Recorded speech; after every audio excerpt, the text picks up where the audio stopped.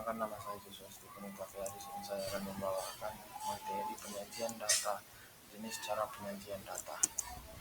Yang pertama, histogram. Histogram dalam bidang statistika adalah representasi gratis dari posisi, frekuensi, intensitas piksel dalam bentuk grafik batang yang mewakili suatu kurva data. Histogram bentuknya sama dengan grafik diagram batang, namun batang-batangnya dalam histogram saling berhimpitan. Lalu gambar histogramnya yang dimana sumbu X sebagai interval, kelas sumbu Y sebagai frekuensi, dan gambar batang persegi sesuai tinggi frekuensi. Sebagai contoh, seorang petugas rekam medis di sebuah puskesmas mencatat jumlah pasien yang datang setiap hari selama 15 hari pertama di bulan Januari. Untuk menentukan histogramnya, hitung interval kelas dan panjang kelasnya, lalu buat tabel distribusi frekuensinya seperti pada gambar. Lalu di sini kita mendapatkan diagram batangnya atau histogramnya, yang dimana sumbu Y itu frekuensi, sumbu X itu kelas interval. Lalu yang kedua, poligon. Grafik garis yang menghubungkan nilai tengah tiap sisi atas yang berdekatan dengan nilai tengah jarak frekuensi mutlak masing-masing. Perbedaan antara histogram dengan poligon frekuensi adalah histogram menggunakan batas kelas, sedangkan poligon menggunakan titik tengah. Contoh poligon.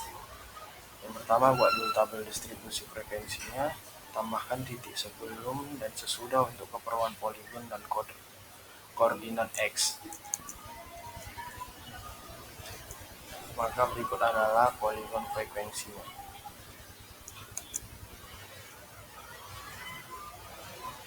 OGIF adalah grafik yang digambarkan berdasarkan data yang sudah disusun dalam bentuk tabel distribusi frekuensi kumulatif. Contoh OGIF. Seorang petugas rekam medis puskesmas selama 15 hari.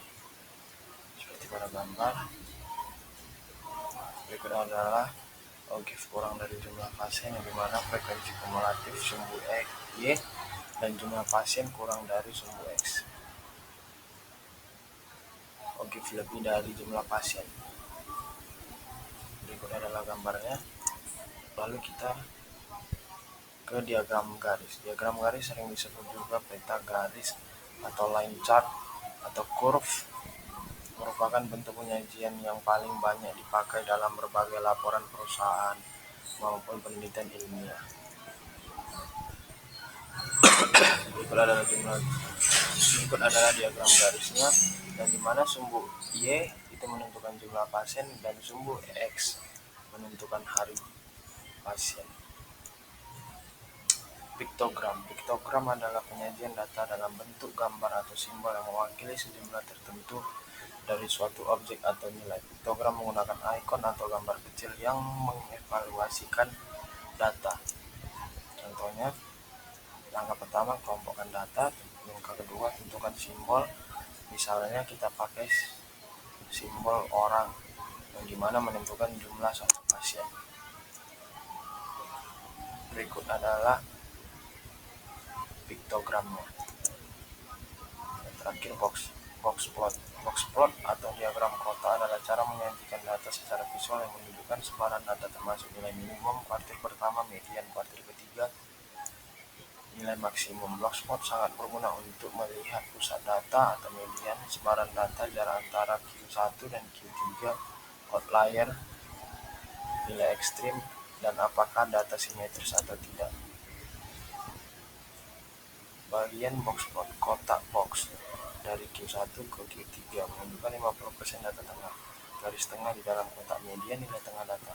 Garis horizontal di kiri dan kanan whisker dari minimum ke Q1 dan dari Q3 ke maksimum. Kadang ada titik di luar whisker untuk menandai outlier atau nilai yang sangat jauh dari yang lain. Gambarnya ada di sebelah kiri. Berikut adalah gambar dari box plot, yang dimana mediannya itu 34, kuartil pertamanya nilai maksimumnya 40 dan nilai minimumnya 08. Kesimpulannya, penyajian data dalam bentuk histogram, poligon, ogive, diagram garis piktogram, dan box convergence untuk memvisualisasikan data agar lebih mudah dipahami dan dianalisis. Histogram dan poligon frekuensi menggambarkan distribusi data kualitatif sangat jelas. Dengan histogram menunjukkan batang-batang untuk setiap kelas dan poligon menghubungkan titik-titik frekuensi secara linear. Sekian presentasi pada makalah penyajian data. Saya akan lanjut dengan materi yang kedua. Uji statistik, uji person product moment, uji Spearman rank.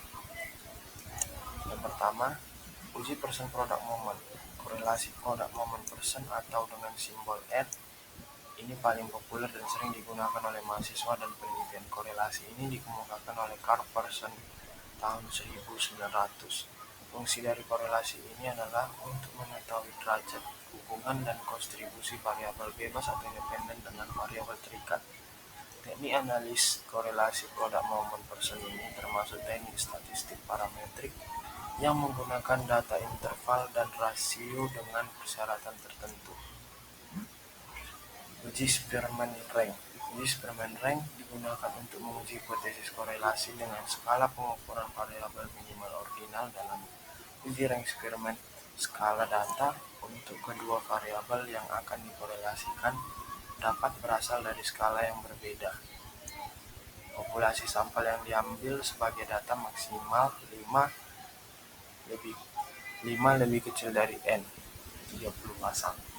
Berbeda dengan korelasi product moment person, di mana sumber data untuk variabel yang dikorelasikan harus sama, yaitu data interval atau rasio, dan harus berdistribusi normal.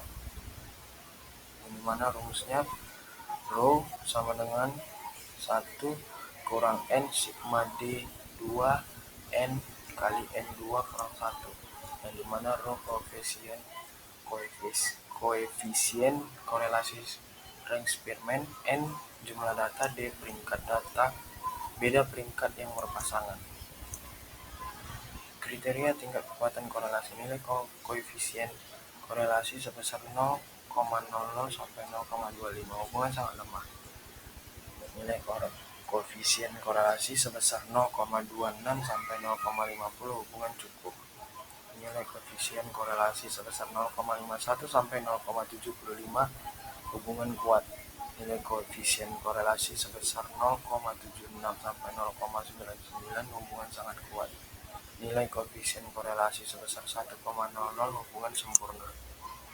Kriteria signifikan korelasi.